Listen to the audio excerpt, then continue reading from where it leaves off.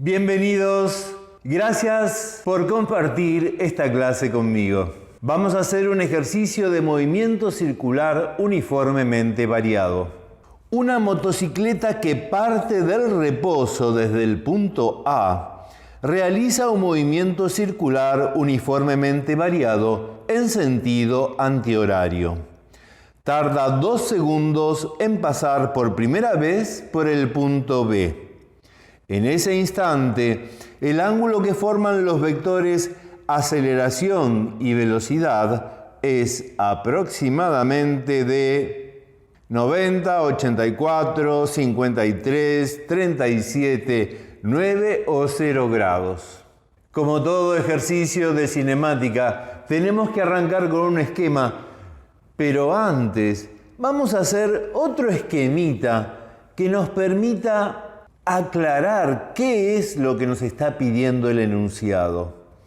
Fíjate, ahí tenés la circunferencia, trayectoria de la motocicleta, que gira en sentido antihorario, y los puntos A y B que proporciona el enunciado.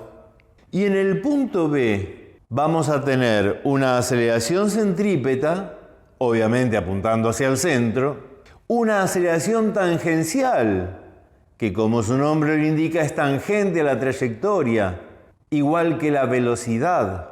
Y la aceleración real del punto B, que no es otra cosa que la composición vectorial de la centrípeta y la tangencial. Esa aceleración forma un ángulo, lo llamé alfa sub b, con la tangente en ese punto, o sea, con la velocidad. Ese es el ángulo que nos está pidiendo el enunciado. Bueno, ahora sí, vamos al esquema. El esquema es una herramienta fundamental en la cinemática y tiene sus reglas de construcción. Mostrar la trayectoria, mostrar los puntos importantes o relevantes en este movimiento, y ponerles nombre, que vamos a usar los dos mismos nombres que nos indica el enunciado A y B. Y para cada uno de esos puntos, indicar las características cinemáticas. Instante, posición, velocidad, aceleración, siempre las mismas. Entonces, T sub A, vamos a ponerle 0. Podría valer cualquier otro valor, pero 0 es el más económico, el más sencillo. Lo mismo para θ sub A, va a ser igual a 0. Estas dos fueron elecciones nuestras y si querés, son parte de la elección del sistema de referencia. Omega sub A ya no es elección nuestra y vale 0 porque lo dice el enunciado, parte del reposo. Y gamma, que no le pongo subíndice porque gamma es constante en todo el movimiento, la aceleración angular, no sabemos cuánto vale. En el punto B, T sub B es 2 segundos. θ sub B es 3 medios de pi, o sea 270 grados. 3/4 del giro completo. Omega sub B no sabemos cuánto vale. Y gamma es el mismo que antes. Y recién ahora es un esquema completo. Y vas a ver qué útil que es esta herramienta. En todo ejercicio de cinemática, todo continúa por armar las ecuaciones horarias. Para eso hay que tener a mano los modelos.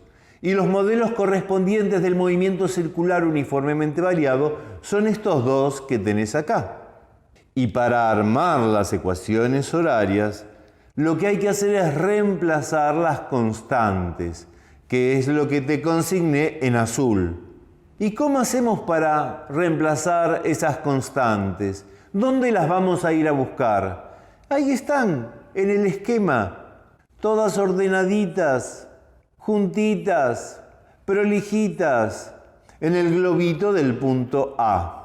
Entonces, donde dice θ sub 0, vamos a poner el valor de A. Donde dice T sub 0, vamos a poner el valor de A.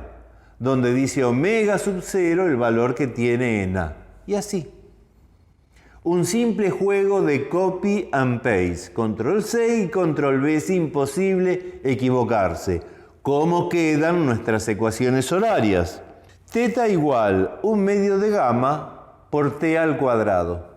Y omega igual a gamma por T. Y ahora que disponemos de las ecuaciones horarias que describen todo el movimiento, vamos a pedirles que hablen del punto B. Entonces, en lugar de decir cualquier ángulo, va a decir 3/2 de pi igual a 1/2 de gamma por 4 segundos al cuadrado. Y la segunda ecuación va a decir omega sub b igual a gamma por 2 segundos.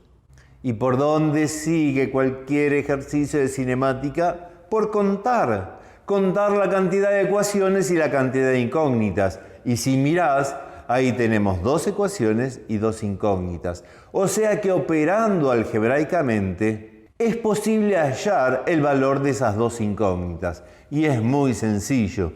De la primera ecuación despejamos gamma, que es la única incógnita. El 2 pasa multiplicando, el 4 dividiendo.